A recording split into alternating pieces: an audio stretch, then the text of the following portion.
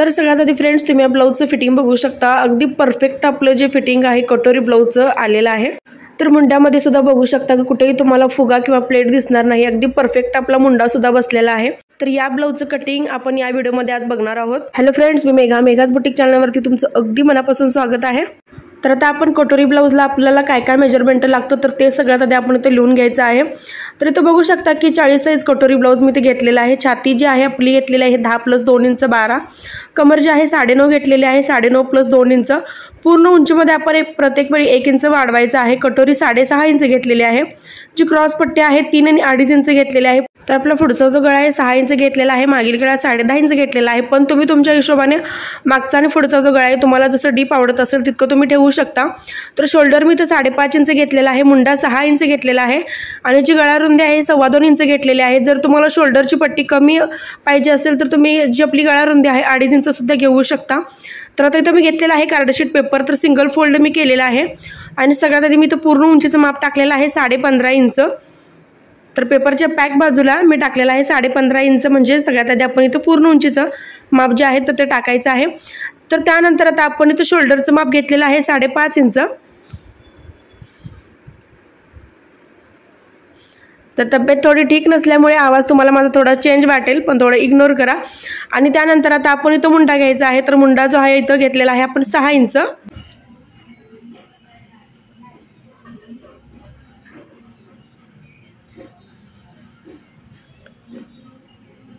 तर मुंडा 6 इंच घेऊन आपण इथे छातीचं माप टाकायचं आहे। तर छाती जी आपली 10 इंच आहे, तर 10 + 2 इंच 2 इंच मी मार्जिन ॲड केलेले आहे। जर तुम्हाला मार्जिन आतमध्ये जास्त हवे असेल तर तुम्ही 2.5 इंच सुद्धा घेऊ शकता। तर मी ते छातीमध्ये 2 इंच मार्जिन ॲड करून घेतलेले आहे। तर आपलं पूर्ण जे माप आहे 10 + 2 इंच 12 इंच आपण इथे छातीचं माप घेतलेलं आहे। तर कमरेमध्ये सुद्धा आपण 2 इंच मार्जिन ॲड केलेलं आहे। तर तुम्ही काय करायचं आहे, जर छातीमध्ये जर तुम्ही 2.5 इंच वाढवला तर कमरेमध्ये सुद्धा तुम्ही इथं 2.5 इंच वाढवायचं आहे। ते सुद्धा जर तुम्हाला एक्स्ट्रा मार्जिन पाहिजे असेल तर, नसेल तर 2-2 इंच जी मार्जिन आहे आपली ब्लाऊजमध्ये तर ती एकदम व्यवस्थित बसते। आता छाती आणि कमर आपण ही अशी जोडून घ्यायची आहे दाखवल्याप्रमाणे। आता आपला जो फ्रंटचा मुंडा आहे तो आपण घेणार आहोत 1 इंचावर। तर फ्रंट मुंडा आपण घेतलेला आहे 1 इंचावरती आणि दाखवल्याप्रमाणे आपण असा मुंड्याला जो आहे शेप द्यायचा आहे। आणि जो आपला बॅकचा मुंडा आहे तर तो आपण घ्यायचा आहे 1.5 इंचावरती। तर बॅक मुंडा जो आहे आपण 1.5 इंचावरती घेतलेला आहे आणि जो आपला फ्रंटचा मुंडा आहे तर तो आपण 1 इंचावरती घेऊन असा मुंड्याला दोन्ही शेपला आपण आकार द्यायचा आहे। आता जसं की मी मगाशी म्हटलं, मी गळा रुंदी जी आहे 2.25 इंच घेतलेली आहे। पण तुम्हाला जर शोल्डरची जी पट्टी आहे तर ती कमी हवी असेल तर तुम्ही इथं गळा रुंदी जी आहे 2.5 इंच सुद्धा घेऊ शकता। तर आता मी गळा रुंदी 2.25 इंच घेऊन आपला जो पुढचा गळा आहे 6 इंच तर तो इथं घेतलेला आहे। तर गळ्यामध्ये सुद्धा तुम्ही कमी जास्त करू शकता, जसं की तुम्हाला जर पुढचा गळा कमी किंवा जास्त पाहिजे असेल तर त्या हिशोबाने तुम्ही गळा पुढचा ठेवू शकता। तर आता गळ्याच्या बाजूने बॅक साईडला आपण घेतलेले आहे 3 इंच। 3 इंचचं आपण मार्किंग केलेलं आहे क्रॉस पट्टीचं आणि जी फिटिंगची बाजू आहे आपण तिकडे घेतलेलं आहे 2.5 इंच। तर आता सगळ्यात आधी एक स्ट्रेट लाईन आखून घ्यायची आहे आपण, जे आपल्याला इथं 2.5 इंचचं आपण मार्किंग केलेलं आहे तर तिथं स्ट्रेट लाईन आपण आखून घ्यायची आहे। आणि त्यानंतर क्रॉस पट्टीला आपण थोडासा असा कर्व शेप द्यायचा आहे। तर ब्लाऊज ज्यावेळी आपण शिवतो तर त्यावेळी क्रॉस पट्टीचं काय होतं, शेप सुद्धा घातल्यानंतर खूप छान वाटतो। तर आता आपण इथे घेणार आहोत आपल्या कटोरीचं माप। तर कटोरी जी आहे आपण इथे घेतलेली आहे 6.5 इंच 40 साईजला। तर तुमचं जर छातीचं पोर्शन हेवी असेल तर तुम्ही 6.25 घेऊ शकता।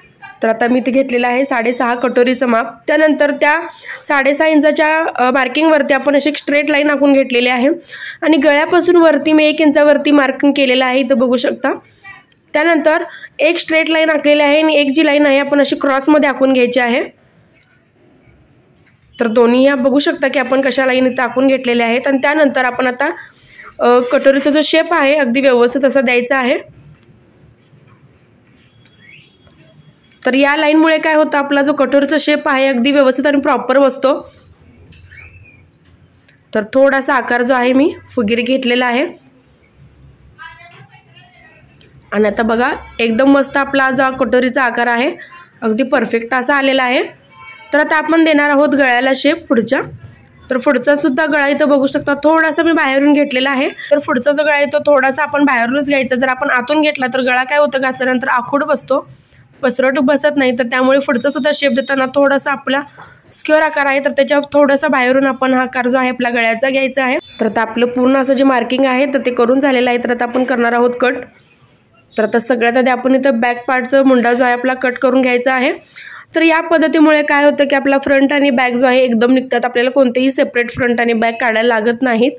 तर मला अजून कमेंट येतात की तुम्ही बॅक साईडला टक्सचे माप असतात एक्स्ट्रा वाढवत नाही। मी एक्स्ट्रा कधीच टक्सचे माप आहे तर ते बॅक साईडला घेत नाही, तरी सुद्धा जे तुम्ही फिटिंग आणि फिनिशिंग आहे तर ते एकदम व्यवस्थित येतं, तर अजिबात घ्यायला लागत नाही टक्ससाठी। तर आपला हा बॅक पार्ट आहे आणि आपले असे दोन पार्ट सेपरेट झालेले आहेत, फ्रंट आणि बॅक। तर आता आपण फ्रंटचे पार्ट असे कट करून घ्यायचे आहेत। तर आता सगळ्यात आधी मी इथं केलेले आहे क्रॉस पट्टी कट आणि त्यानंतर आता आपण हा गळा कट करून घ्यायचा आहे।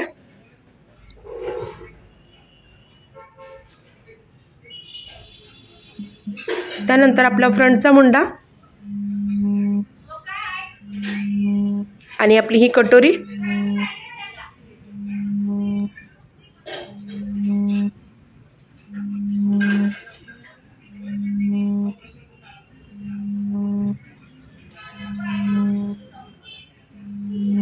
तर आता आपण कटोरी जी आहे तर ती दुसऱ्या पेपरवरती कट करणार आहोत, कारण कटोरीमध्ये आपल्याला एक्स्ट्रा मार्जिन वाढवून घ्यायचं असतं। तर त्यामुळे आपण इथे घेतलेला आहे एक्स्ट्रा पेपर दुसरा, इथं बघू शकता। तर आता दाखवल्याप्रमाणे आपण काय करायचं, पेपरवरती दुसरी आपली जी कटोरी आहे तर ती अशी ठेवून घ्यायची आहे आणि सगळ्यात आधी आपण आहे तसं हे मार्किंग करून घ्यायचं दुसऱ्या पेपरवरती कटोरी जी आहे ती।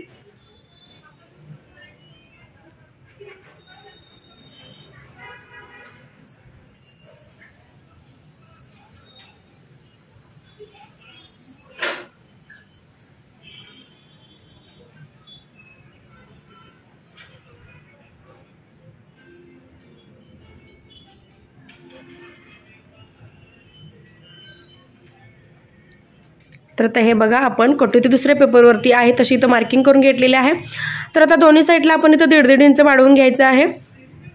तर या दोन्ही साईडला मी असं 1.5 इंच वाढवून घेतलेलं आहे आणि जे आपण वाढवून माप घेतलेलं आहे ते थोडंसं असं क्रॉसमध्ये लाईन आखून घेतलेलं आहे, इथं बघू शकता। आता जी बाजू आपली गळ्याची आहे तर तिथं असं क्रॉसमध्ये लाईन आखून घ्यायची आहे आणि जी बाजू आपली मुंड्याला आपण जॉईंट करणार आहोत तर त्या बाजूला वरच्या साईडला आपण अर्धा इंच वाढवून कटोरीला जो आहे असं आपण दाखवल्याप्रमाणे शेप द्यायचा आहे। आता या दोन्ही पॉइंटचा आपण सेंटर काढून घ्यायचा आहे।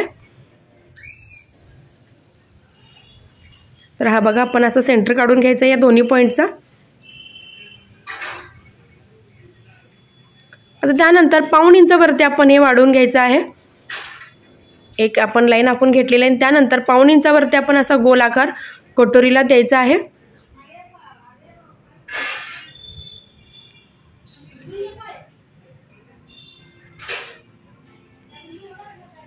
आता कटोरी पूर्ण मार्किंग करून घेऊन आपण पूर्ण असं हे कट करून घ्यायचं।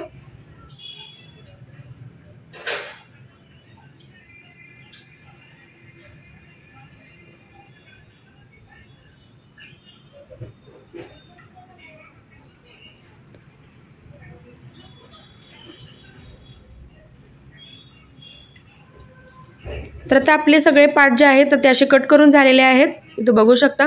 फ्रंटचे पार्ट जे आहेत आपण पूर्ण कटोरी सुद्धा वाढवून घेतलेले आहे। तर स्लीव जी आहे या व्हिडिओमध्ये मी दाखवलेली नाही, कारण स्लीवचा जो व्हिडिओ आहे मी सेपरेट बनवलेला आहे, अगदी सविस्तर मी छातीच्या मापावरून आपण स्लीव जी आहे कशी कटिंग करायची त्याचा व्हिडिओ मी अगोदर बनवलेला आहे, तो तुम्ही बघू शकता। आता हा पीस आहे आपला, इथं बघू शकता की साडीमधला पीस आहे आणि हे जे व्हाईट कलरचं तुम्हाला कापड दिसतंय मोती कलरचं तर ते मी साडीतलं कट करून घेतलं होतं की बॅक साईडला आपण इथं डिझाईन करणार आहोत या ब्लाऊजला, तर त्यासाठी मी हे कट करून घेतलेलं आहे आणि 1 मीटर मी अस्तर घेतलेला आहे।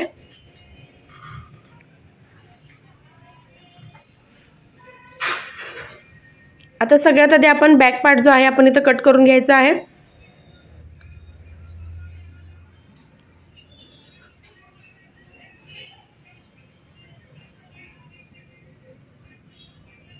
तर आता सगळ्यात आधी आपण बॅक पार्टचं इथं कटिंग करून घेणार आहोत अस्तरवरती। तर आता आपण पेपरमध्ये कोणतेही मार्जिन अस्तरवरती वाढवायचं नाही, जसं पेपर आहे तसं अस्तरवरती ठेवून आपण हे कटिंग करून घ्यायचं।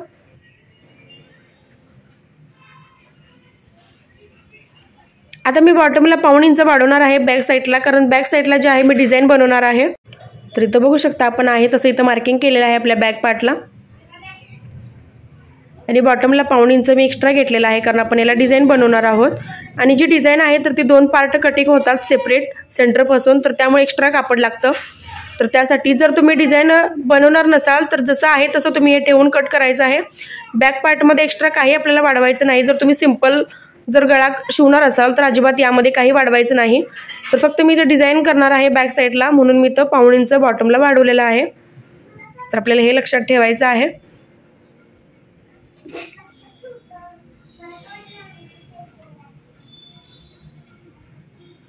तर आपला बॅक पार्ट जो आहे असा कट झालेला आहे। तर आता आपण इथं मुंडा कट करणार आहोत।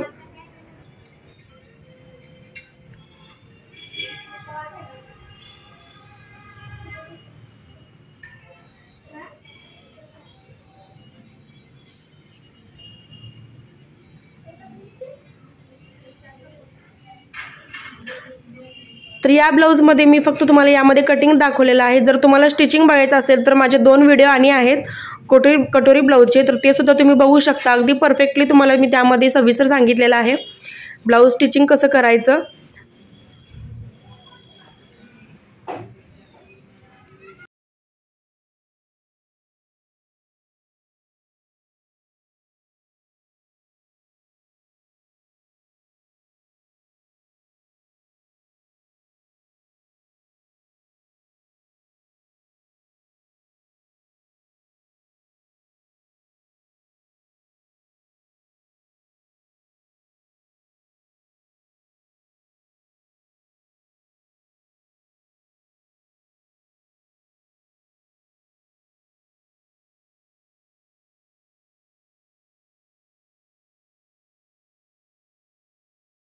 तर आता आपण करायचं आहे कटोरी कट। तर आता सगळ्यात मेन महत्त्वाचा पॉईंट जो आहे, आपण अस्तरवरती कटोरी कशी ठेवतो। तर कटोरी चपटी होण्याचं कारण हे सुद्धा असू शकतं की आपण सरळ कापडावरती सरळ कटोरी ठेवतो, तर त्यामुळे सुद्धा कटोरी काय होते, चपटी होते। तर त्याचा सुद्धा मी सविस्तर एक व्हिडिओ बनवलेला आहे माझ्या चॅनलवरती, तुम्ही चेक करा। तर आता आपण कटोरी बघा अशी क्रॉसमध्ये अस्तरवरती ठेवायची आहे, जेणेकरून ती स्ट्रेच केल्यानंतर दोन्ही साईडला अशी स्ट्रेच होते। आणि दाखवल्याप्रमाणे आपण असं हे मार्किंग करून घ्यायचं आहे कटोरीचं। जर आपण सरळ कापडावरती अशी सरळ जर कटोरी ठेवली तर ती आपल्याला घातल्यानंतर कटोरी जी आहे चपटी बसते। तर त्यामुळे आपण अस्तरवरती लक्षात ठेवायचं आहे की अस्तरवरती ज्यावेळी आपण पेपर हा ठेवतो, पॅटर्न ठेवतो कटोरीचा, तर त्यावेळी तो असा तिरका यायला हवा, जसं की तो तुम्ही बघू शकता मी कशा पद्धतीने ठेवलेला आहे।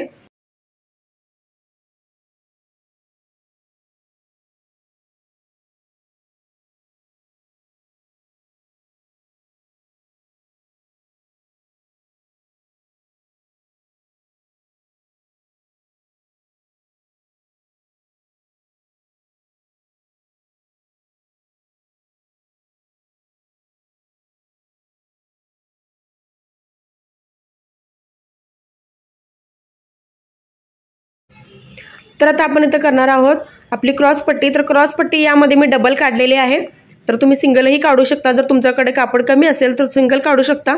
तर माझ्याकडे थोडं एक्स्ट्रा कापड शिल्लक राहिलं होतं मेन ब्लाऊज पीसचं सुद्धा आणि अस्तरचं सुद्धा, तर त्यामुळे मी क्रॉस पट्टी जी आहे तर डबल काढलेली आहे। तर साईडला मी घेतलेला आहे अर्धा-पाऊण इंच एक्स्ट्रा, वरच्या साईडला मी अर्धा इंच घेतलेला आहे। तर साईडला तुम्ही 1 इंच सुद्धा घेऊ शकता, कारण शिवत्या वेळी आपले भरपूर प्रॉब्लेम होतात। तर त्यामुळे आपण इथं क्रॉस पट्टीमध्ये वाढवून घ्यायचं आहे।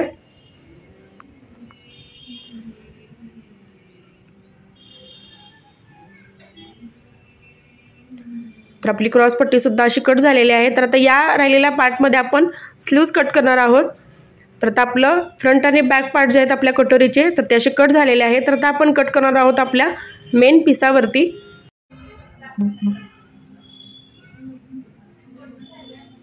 तर आपला पीस आहे ते बघू शकता। आता सगळ्यात आधी मी याचं जे कापड आपलं घेतलं होतं साडीतलं तर ते कट करून घ्यायचं आहे। तर डिझाईनसाठी मी ते कापड घेतलं होतं, तर सगळ्यात आधी आपण ते कापड इथं कट करून घ्यायचं।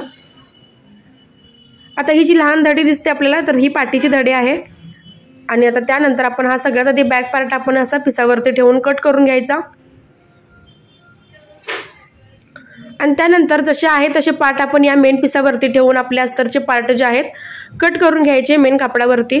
तर फ्रेंड्स, आजचा व्हिडिओ तुम्हाला कसा वाटला कमेंटमध्ये नक्कीच सांगा। आणि काय डाऊट वाटत असतील या व्हिडिओमध्ये, तुम्हाला काही गोष्टी जर समजल्या नसतील तर मला तुम्ही कमेंटसुद्धा करू शकता। आणि नेक्स्ट व्हिडिओ तुम्हाला कोणता बघायला आवडेल हे सुद्धा तुम्ही मला कमेंट करा, तर मी नक्कीच त्याच्यावरती एक छान असा व्हिडिओ बनवण्याचा प्रयत्न करेन।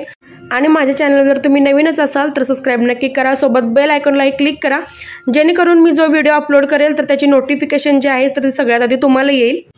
आणि व्हिडिओ जर आवडला असेल तर लाईक करा, शेअर करा, कमेंट करा। तर आपले हे सुद्धा पार्ट जे आहेत असे आपले कट करून झालेले आहेत। आणि जे शिल्लक आपला राहिलेला काट आहे तर त्यामध्ये सुद्धा आपण स्लीव्ज कट करून घेणार आहोत। तर व्हिडिओ शेवटपर्यंत बघितल्याबद्दल अगदी मनापासून धन्यवाद।